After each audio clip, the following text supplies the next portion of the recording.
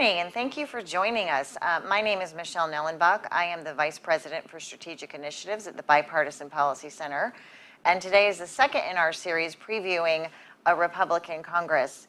Not surprisingly, divided government is BPC's sweet spot, and if all the predictions are correct, it is widely expected the Republicans will take the House of Representatives after the November elections. It's unclear about the Senate, but regardless, we will have divided government. And so the big question in Washington is, what does that mean for policy, and what are we expecting Republicans to bring to the table? And so to explore that question, we have asked Tim Carney, a senior fellow at the American Enterprise Institute and publisher of this great book, Alienated America, to come and talk a little bit about what he expects to happen. So Tim, thanks so much for joining us. Sure, thank you for having me. So I wanted to start, I know a lot of folks want us to dive into, the congressional relationship and such, but I think we got to kind of set the table a little bit in terms of, we're obviously in a state of incredibly hyper-partisanship. How did we get here, and what sort of some of the theories behind what has happened? And so in your book, you wrote, as my colleague Dr. Jackie Pfeiffer Merrill summarized in a book review, found that the key difference between regions is the strength of civil society. Where civil society is strong, communities are doing well. Where civil society is weak, even if there's an abundance of high-paying jobs, which I found really interesting, communities are struggling. And so at the core of this is this role of institutions, whether it is government or little leagues, as you say. And so talk a little bit about why you put institutions at the center of our polarization and alienation and what's going on in the country. Yeah, so some of it came to me in the middle of the night at Occupy Wall Street. So I went down in 2011. I was camping out on the hard concrete ground there, and I did not sleep well because the ground was hard. And so I got up and I talked to people, and I sort of took a census of all the signs. What were these signs about? Because I'd written about sort of the bailouts and lots of other problems with, with Wall Street, with corporate political power. And I noticed that almost none of the signs had anything to do with policy. They were all about politics. In other words, they were saying, we are disenfranchised. The Wall Street banks have too much power. We need campaign finance reform. And when I would talk to the occupiers, I kept trying to find, is this about our foreign policy? Is this about regulation? Is this about bailouts? And they kept saying, no, this is about the fact that we don't have a say over our government. So I started to realize, wait a second, and if you watch Bernie Sanders' campaign in 2012 especially, 2016 especially, it was largely about that. The people need political power back. And then you'd go to a Trump rally. I met this guy, Joseph Kubash. He stood in line for 4 hours to watch Trump speak in a primary, during the primaries in West Allis, Wisconsin. And he said, well, I've never voted before. So how do you go from not voting to standing in line to watch a guy in a Wisconsin primary? He said, well, before now I was just so disillusioned. So you realize sort of humans are a political animal. You want to be involved, and I think a lot of the political manifestation lately of the partisanship has been people looking to Washington. This is where we're going to fight our fights. We don't have enough voice. So why is that happening? Well, because back home, people aren't as involved. They don't have as much opportunity to be involved. If I think about, or you think about how you sort of shape the world around you, a lot of times it's through coaching youth basketball, or getting involved in your public school or your local library, and in your local government. So where people don't have access to those human level things where they can act out their political muscle, they start to feel really, really disenfranchised, because naturally they aren't going to have a say on the national level. So I think that where you have access to community institutions, there's much more likely to be sort of social political peace across ideology, and where people only see their politics acting out in the presidential or Senate elections, that's where you're more likely to have higher stakes and more clashing. And so what do you do about that? How do we get people to join and do more? Because it is, we were talking before, it's very easy to be critical of people you have never met, who don't share your viewpoints. And so that's permeates from the halls of Congress where they don't know each other anymore to all the way down, as you're saying, to the local level where if you're not playing your kids aren't playing t-ball with somebody, you don't really interact with people of different viewpoints. So Yeah. what do we do? I mean, so if by we you mean Washington, D.C., there's a very limited amount you Right. can do. You can't create a federal department of local community cohesion, right, to like mandate people join bowling leagues. But you look on the local level, and it's not a question of people just not getting off their butt and joining the bowling league or the civic association. It's those institutions are fading away. They don't do anything. They don't exist in some cases. And so it's really hard. So the main thing is that I have seen, since Alienated America came out and I sort of went on a little book tour, I met all these groups who said, we've turned away from just running programs and trying to build up relationships. So in that nonprofit community service sector, there is a real push towards saying, how can we get this single mother connected to a dozen other mothers in the neighborhood? And then all of them will be benefited if they're like have a lasting connection to neighbors, to people in similar circumstances and people in different circumstances. On the federal level, I do think there are all sorts of smaller changes that can be made. I think labor unions can be reformed in a way that makes them stronger institutions. But ultimately, it's going to be about finding ways to reinvigorate local communities, local involvements, build up these institutions that people belong to. And if you look around, there's still plenty of places where people are plugged in. But the PTAs in lots of rural America or some inner city neighborhoods don't exist anymore, while the PTAs in Fairfax County, Virginia, where I live, are bursting at the seams. Yes. Mm-hmm. Yep. So I wanted to, following up on that, so the pandemic, people were locked in their homes. It obviously had a huge economic impact.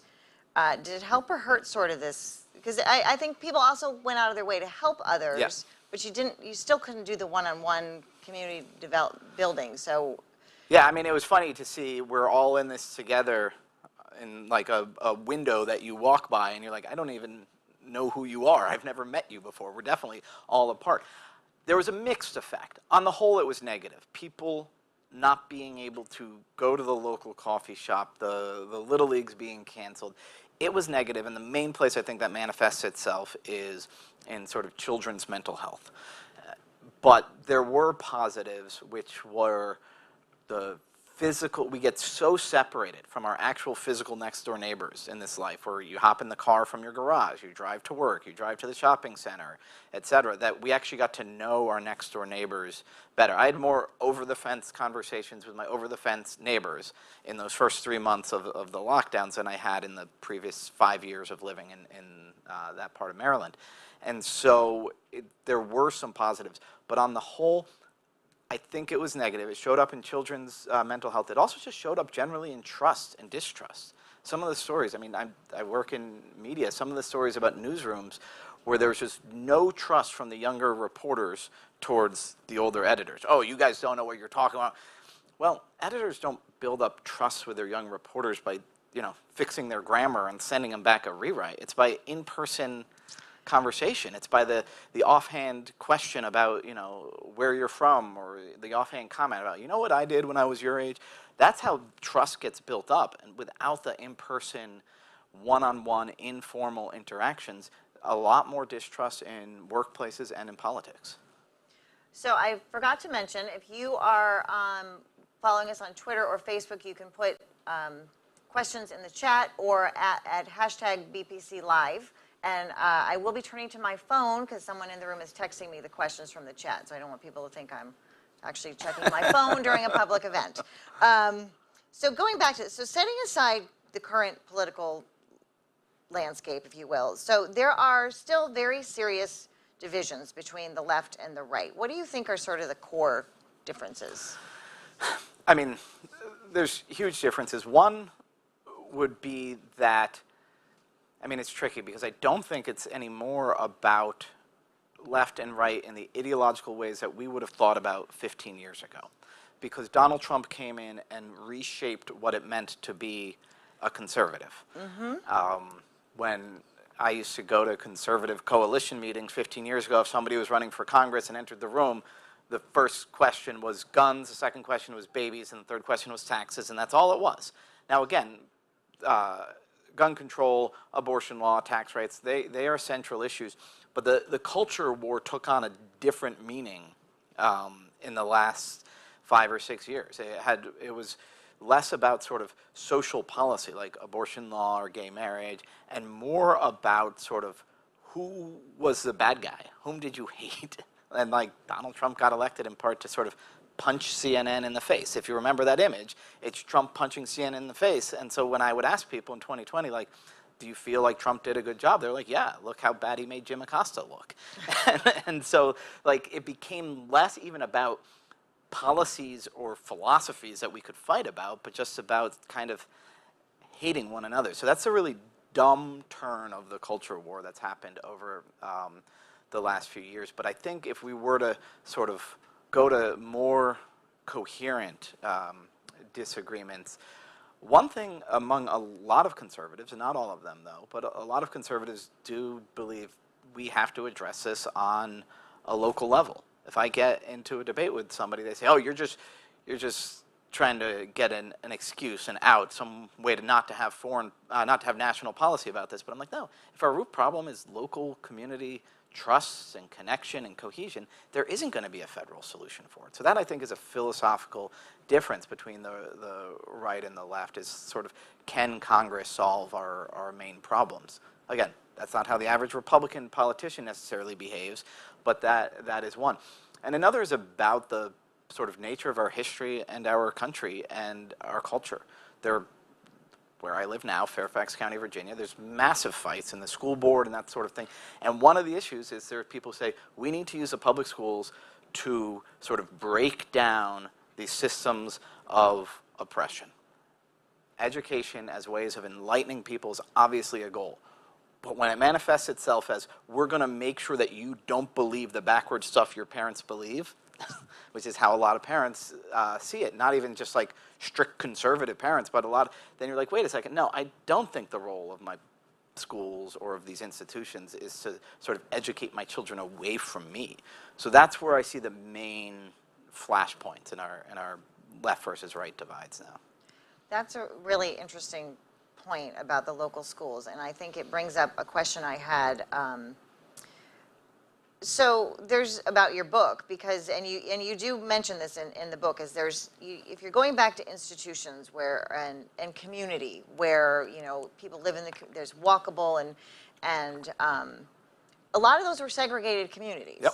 And that is obviously with the George Floyd murder, and the country itself is kind of reckoning with some of the racial inequality, and how do we address that? So what do you say to someone who's concerned about restoring neighborhoods and, say, local institutions, about reinforcing that tendency of us to go to, truthfully, racially divided neighborhoods and such? Well, so to say a lot of neighborhoods in the past that were tight-knit were also exclusionary is totally true, but it doesn't count as an argument against being attached to your neighborhood. I mean, that's just giving up to say, oh, well, what we have to do is we have to destroy localism because localism coexisted with and was fed by racism is absolutely giving up. It's throwing out the baby with the bathwater.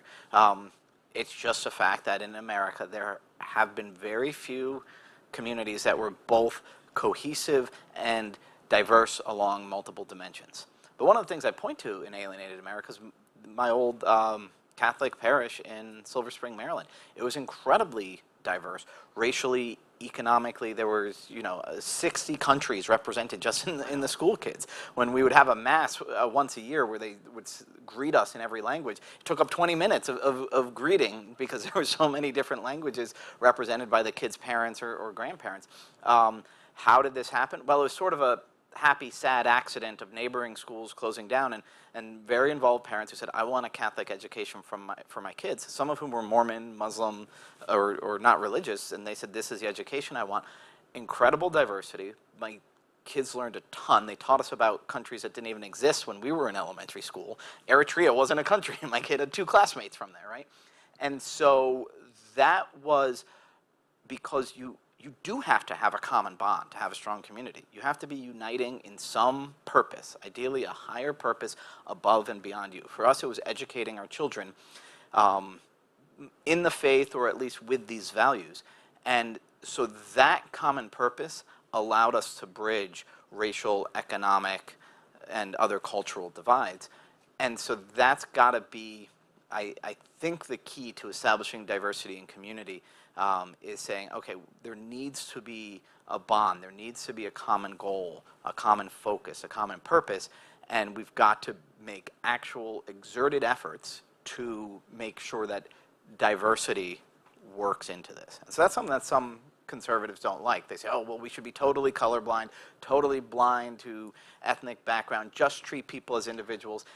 I don't buy into that for a variety of reasons. I really, especially if you had gone through what we've gone through the last few years with this great diverse Catholic education for our kids, you see the value in that. And so it has to be explicitly sought after. So just because Fishtown, Philadelphia used to be segregated doesn't mean there wasn't something good about the community bonds. We have to say, how do we get the integration together with the tight-knitness? Great points. So I want to pivot a little bit back to Congress and why we're here today. So if Republicans take the House, obviously we are still going to have divided government because President Biden is still in the White House. So what do you think Republicans might address first? And is that different from what you want them to do? The way Congress works now is that the job of the party that doesn't have the White House is to try to make the president look bad, to block his agenda, to pass messaging bills. And so that's going to be a lot of what they do.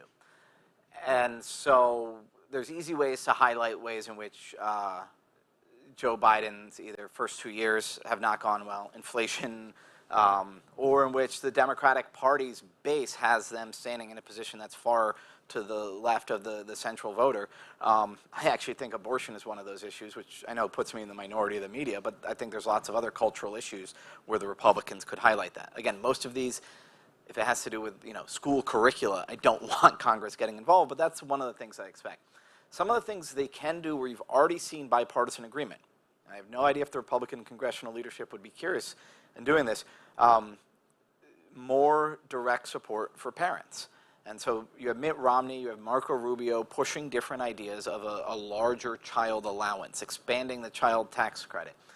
That's where I think you could get right and left together, Republicans and Democrats. Maybe not a majority of both parties, but enough that it adds up to a majority of both chambers. Expanding just cash to parents. On this score, though, I think there's an interesting division in the Democratic Party where there's some people who definitely say we want to subsidize child care. And I would say subsidizing child care does a lot of good things, but it's more subsidizing work than subsidizing families. It's helping people get back to work, which is good, but wouldn't it be better to just give cash and allow a family to make a decision? You know what? One of us is now going to stop working for the next 2 years. And with this added cash, when we go back to work, it'll be part-time and from home. That would be good for some families, and some families would take that check and they would spend it on child care. So there's a division, I know, even within the Biden White House, between some who say, no, the goal is to make sure mothers get back to work.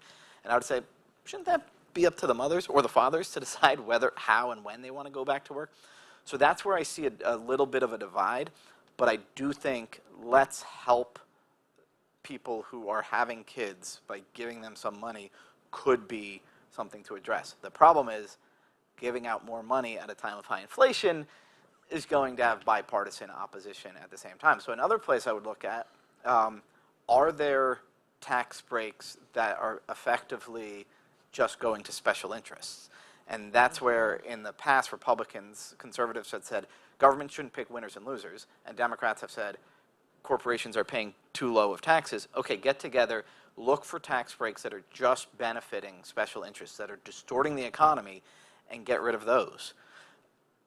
The conservative in me says ideally you're cutting tax rates, but if what it takes to cut a deal is we're going to increase spending for families and cut corporate tax breaks, not increase the corporate tax rate, but get rid of the tax breaks, a real tax reform, theoretically, there's bipartisan compromise there. So you just laid out a couple areas where the two sides could talk about. I think one of the issues as conservatives that we get caught up in is, you know, you hear, well, Republicans don't have a federal agenda. But part of that is because of, as you have laid out for the last several minutes, is a lot of in our view, a lot of stuff should be done at the state and local government, and keep the federal government out of it. So then, you know, we focus on reg reform and things like that. But how do you, so if, as Kevin McCarthy and Mitch McConnell are kind of getting together and thinking through, this is what we're going to do for the next 2 years, but without trying to expand the federal government and kind of push more of this stuff down to the state and local level, what does that look like? And how do they message that? It's a real challenge for conservatives. And some of the laws that I oppose on the state level that some Republican governors are doing, I'm like, I actually agree with you that this is how a local school should be run. I disagree that the governor and the state legislature should be setting that policy. And that's even more so on the federal level, where, you know, I don't want a federal bill talking about what books are in certain libraries, even though I agree there's no way that book should be in a school library. But you know what? It's my job to take care of that in Fairfax County, where I vote for school board rather than, you know, across the whole country. And so how do you do it? One thing is, I think, better articulating, this is what we believe is good. And that's going to be community, it's going to be faith, it's going to be family, it's going to be work. B, this is what the federal government's role is in helping, supporting, or just creating the ground rules for these things to happen. And it's going to be different. You don't, strong public libraries are an important thing, but that doesn't mean the federal government should be subsidizing every local public library.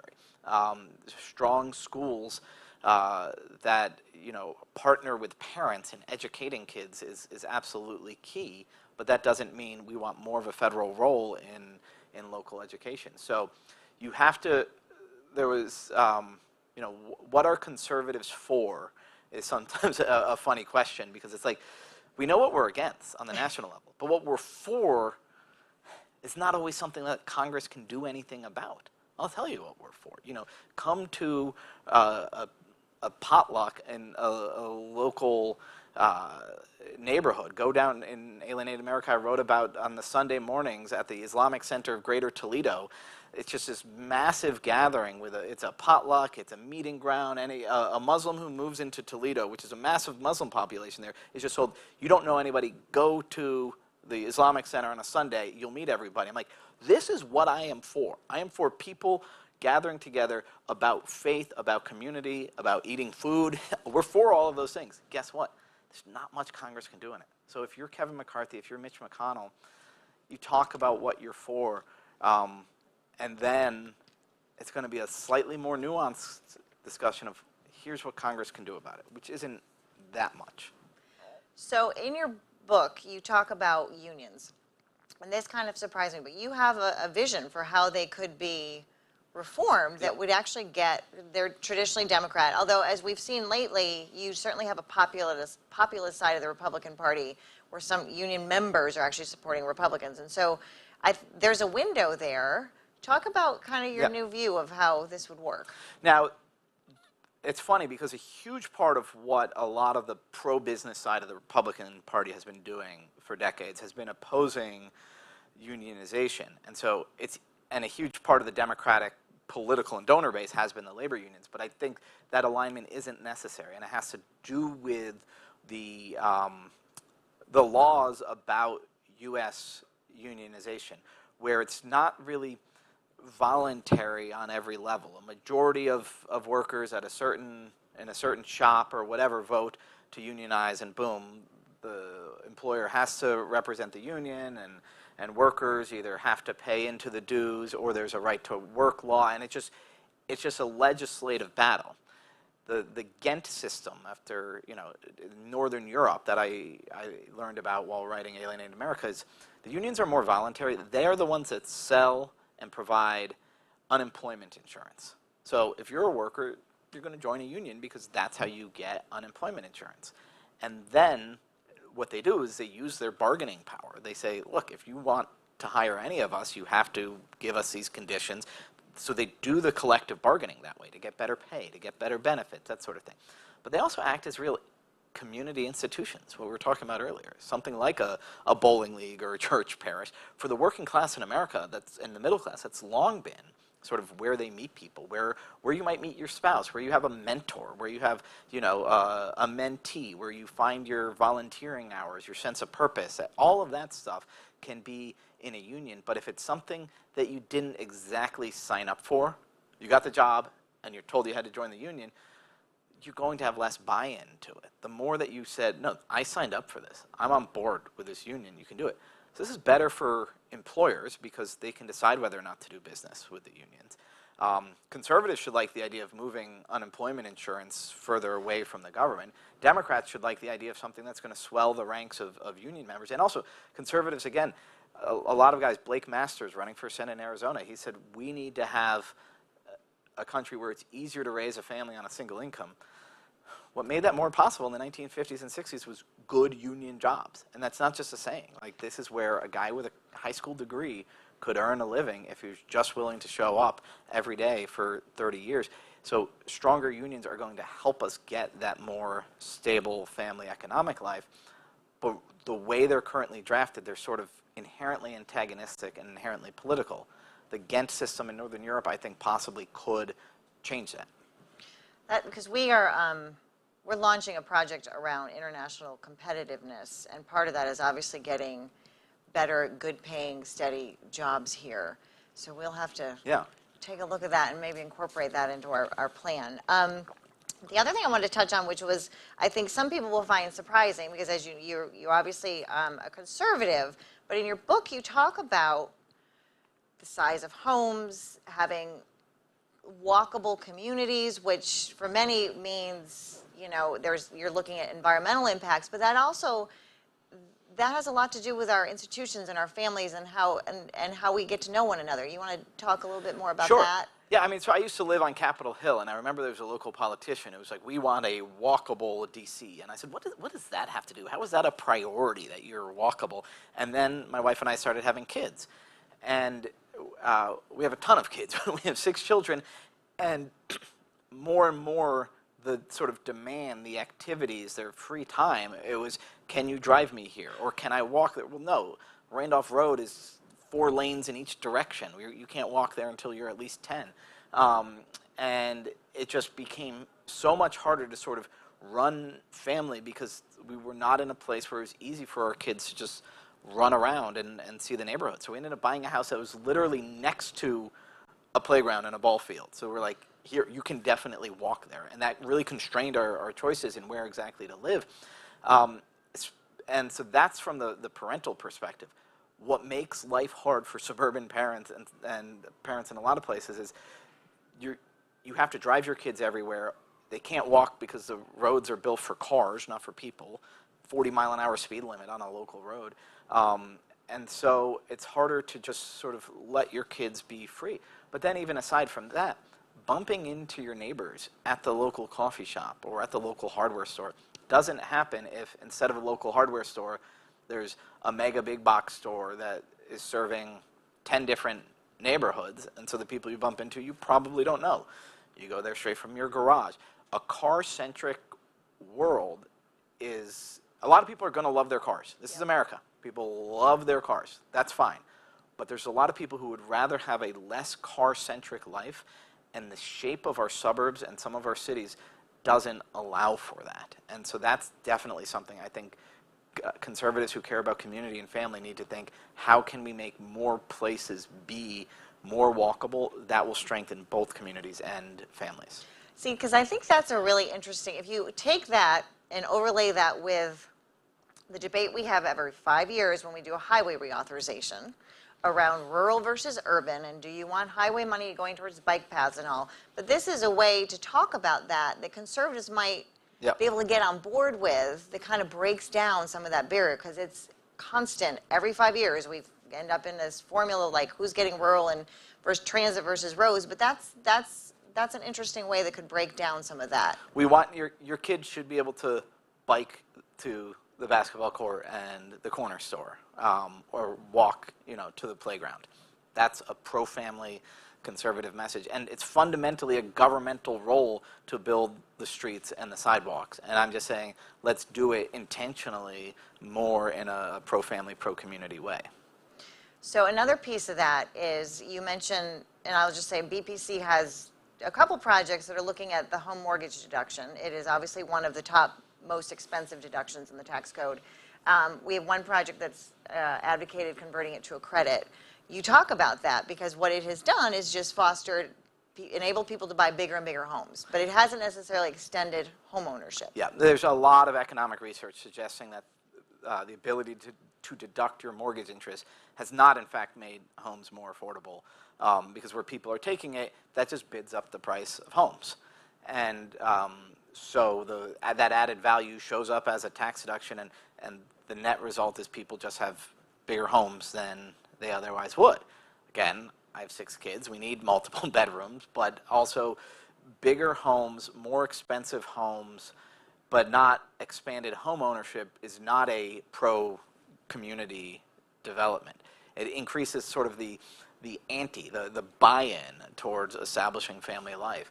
So I think that steadily shrinking that deduction, you know, the cap on that, not ever inflating it and then slowly dialing it down, would be a one way that could make homes more affordable for people, and maybe more houses would be built, and maybe it would be, you know, more townhouses or whatever, and it's not optimally what everybody would want, but the market would be deciding more and more what sort of housing to build rather than this subsidy through the tax code leading us towards bigger houses.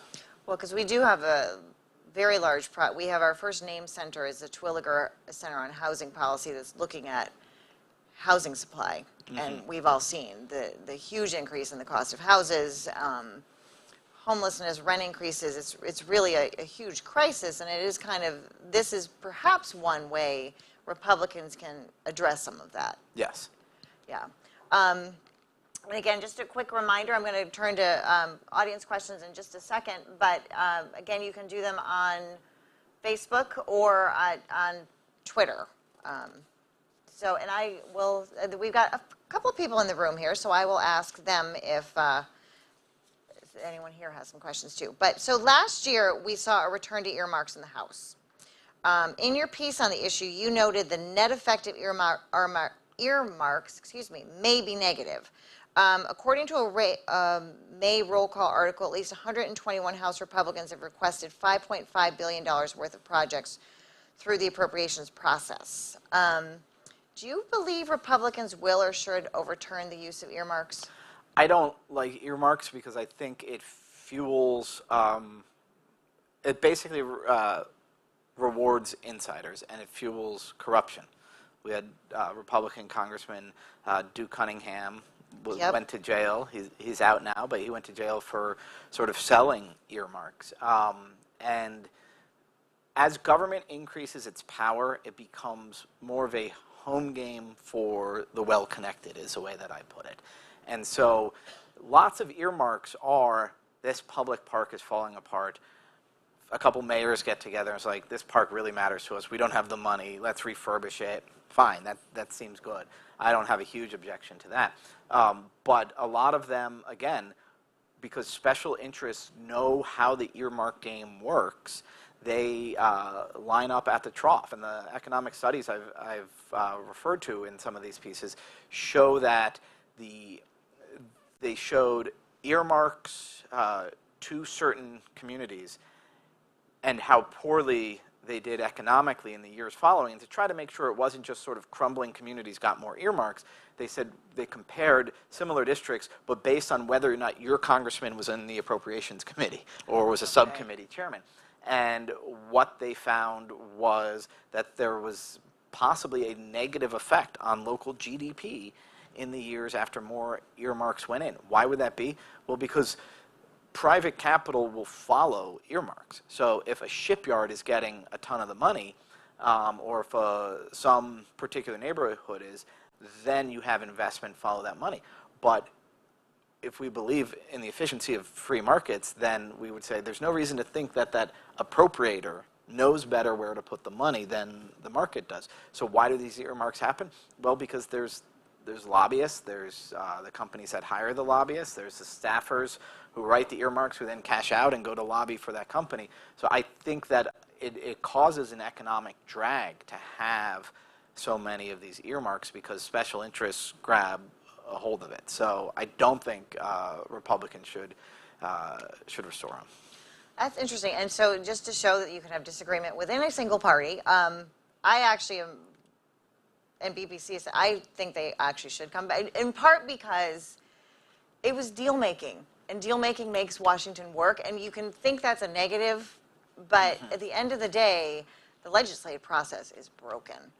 And yes, I do believe that earmarks helped truthfully get the two sides into a room together to talk and come to agreement. So that's sort of been my set, is like, it helps the process. And so we've got to figure out, if not that, what are we going to do? Well, I agree, but at the same time that they got rid of earmarks, there was sort of this simultaneous, and it wasn't just a coincidence, there's a simultaneous sort of decentralizing force in the parties, followed by a centralizing reaction in the party leadership, which was to say that, you know, the ability to raise money online, the scrapping of some of the McCain-Feingold rules, but keeping the limits on donations directly to parties, which is a net making it easier for somebody who could get a big social media presence to fundraise all over the country. So Ted Cruz, Alexandria Ocasio-Cortez are the same story. They're able, through an ideological message, to just blast out something and just a ton of money come pouring in. And their opponents have the same exact story. So that has an effect of weakening party leaders. And I think party leaders responded in the wrong way by trying to centralize power through, remember the effort to repeal Obamacare. Paul Ryan, whom I know, and I've said this to his face, and I'm a friend of his, he tried to sort of do office hours the first time around. He was like, come in, visit me, tell me your thoughts, and we're going to incorporate everybody's stuff into this. And in the end, he lost both centrists and conservatives. So then the second time through, he tried to do it more through a committee process. And guess what? If you get to actually introduce your amendment, debate it, try to persuade people, vote on it, and then your amendment still fails, you are more likely to vote for the final package because you had your say. This is a great thing about deliberative democratic process. I think the party leaders, if they want to find new ways to make deals, it's going to be going through the long, slow slog of sort of, you know, committees, floor votes. Imagine Senate having a debate on an amendment on the floor. That would be wild these days. I'm not saying that would solve all the problems. I agree with you that earmarks have acted as, for better and for worse, as a sort of a lubricant. But I think going back to sort of a normal committee deliberative way of doing it could be a much slower way of getting the same sort of deal making.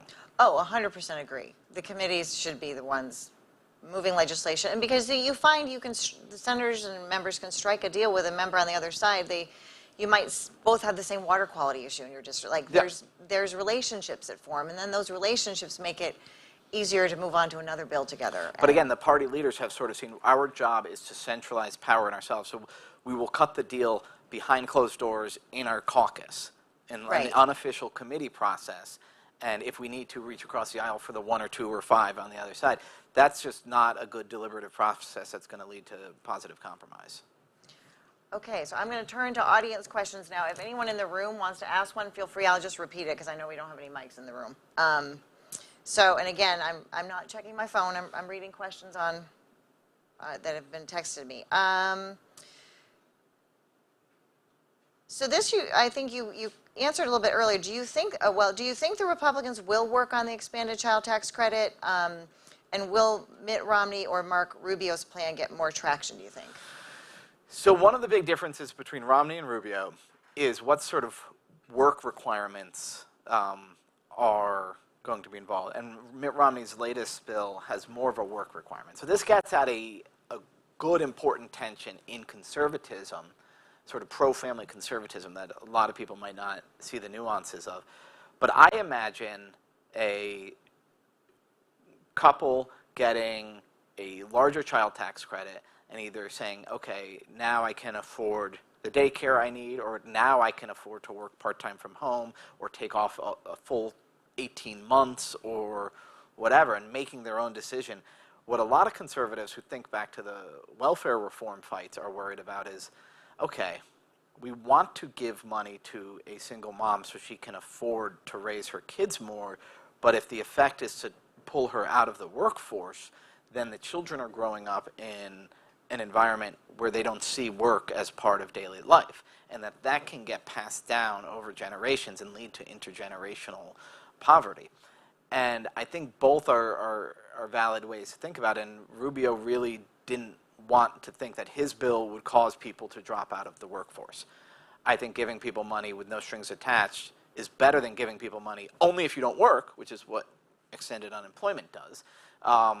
But yes, it will probably cause some people to drop out of the workforce, but we don't really know. And so that's a real dividing line. So Romney, to reach out to more people in his more recent iteration of his child allowance, has added some work requirements that you should be seeking work or trying to work, at least one of the parents who's in the household who's getting this money. So I think that's a movement towards a compromise that could get Republicans. And I think if it's getting money out the door to working people and poor people, even if some Democrats would prefer a child care subsidy, I think you could get enough votes to pass it. Maybe. I'm done predicting the future that anything can happen. Yeah. Oh, I know. So what is the incentive for members to actually work together when, I mean, their biggest concern lately is a primary. Mm-hmm. And we have seen a couple who were really good about crossing the aisle and working with others lose. And so how do we incentivize more of that for members? So I think that, again, this would be a slow culture change. A lot of the things we're talking about were like, in the community, things need to change organically. I think in the community of Congress, things need to change organically. I don't have a great answer to that question right now because you're worried about getting primaried. One thing I would say, though, is look at the sort of people who kind of stood up in their districts or their states against the odds, either in a primary or in a general election. I think of the late Paul Wellstone. I mean, Minnesota was a purple state, and he was maybe the farthest senator to the left. And you would talk to voters, and they would say, well, he's a guy who absolutely believes what he says, and he works for the state. I think if you go out and you establish yourself as really a person of principle who doesn't seem like he's captured by anything, you can insulate yourself a little. Now, Adam Kinzinger might come and say, no, going out there and standing as a person of principle who really believed in what I said, or Jeff Flake would say this ended up defeating me in a Republican primary. I'm not going to guarantee that it's going to work, but I do think that there is a history of people who say, look, you don't always agree with me, but you know exactly where I'm coming from. Maybe half of them will get defeated, but the other thing is hold your job with an open hand. The late Tom Coburn always said that to me. He said, if you are gripping onto your reelection like it's your job to get reelected, you're not going to do your job well. And it might hurt you get reelected. Tom Coburn won every one of his elections, and he was always ready. He compromised with Barack Obama. He was branded as a right-wing extremist. He was always ready to alienate somebody in order to do the right thing, and he got rewarded with winning every election he ever ran. Good point. One final question, unless we've got anybody in the room. Okay. So how do we get the GOP to begin to address climate change? I do think things have changed in the last few years for the party, but do you have any thoughts on that one? So the way I talk about it, I'm a conservative. I believe that rapid, dramatic changes to complex systems will cause unexpected, unanticipated change. And I think unexpected, unanticipated change is generally bad. That's why I'm a conservative. So that's sort of the way that I think about why we should care about climate change, because it's like, we've never been here before. Same way I look out at cultural changes that are going on. I say, we've never done this before. Maybe let's not rush into this. So that's sort of the first level of why to care about climate change, is to stop pretending we know exactly what the consequences are going to be, because we don't. Have that intellectual humility that's part of philosophical conservatism and say, I can just point you to the CO2 levels, tell you they're rising rapidly and they've never been this high, and say something bad is going to happen. We don't exactly know what it's going to be. So an intellectual humility and a conservatism. The second would be the sort of solutions when you have a Green New Deal where suddenly you have Democrats saying, well, climate change is a reason to do all the stuff we've always wanted to do anyway. That's not convincing anybody. Like, what are you willing to put on the table that you like or that you don't like where you're going to change? You know what? Let's have more nuclear energy. More nuclear energy and a carbon tax would be the sort of thing that would show to me like actual goodwill. If a Democratic leader came out and proposed that, I'd say, okay, they're actually trying to address this and willing to pay a price for it, as opposed to let's do a handful of subsidies to these solar guys and these wind guys, and let's bust the gas company, the oil companies whom we hate anyway, et cetera. That never is convincing to me. So that would be the second half, I would say. Great. Well, Bill? Thanks, Tim. You're at the Bipartisan Policy Center. It was founded by Senator Doe and Senator Howard Baker, and of course Mitchell and Daschle. Would a Baker and a Doe have a place in the Republican Party today? I think, again, the leadership of the Republican Party, I mean, we could do a history lesson here, right? There was a while where Republicans were very happy to be the minority. And what Newt Gingrich did when he showed up was said, no, when he, in 1994, said, we're no longer happy to be the minority. We're going to become the majority. And then the next 10 to 16 years of progression to the Tea Party and then Trump was sort of the populist uprising that was a result, a reaction to the belief that the Republican Party was sort of led by people who didn't actually care about moving the country to the right. That was a perception of a Bob Michael or that sort of thing. And so it's hard to tell because would a Newt Gingrich survive today? Would the Tea Party survive today? All of it's been changing incredibly rapidly. So sort of the more abstract version of the question is, could you have a leader who is interested in actually getting stuff done instead of just trying to be in the majority and then hold on to the majority? It's a little hard to confidently say yes because of where the incentives lie. But again, if I'm going to be a conservative, I'm going to be humble. I have no idea what changes the next 4 years will be. And the attitude of somebody who cares about this has to be, how can we look at what the change is now in technology, in political realignment, in whatever, and channel that towards productive solutions? All right, we will end with that. So thank you all very much for joining us today. Keep an eye on our website where we're going to have some more in this series. Tim, thank you. This was a really great discussion. I so appreciate you joining us. My pleasure.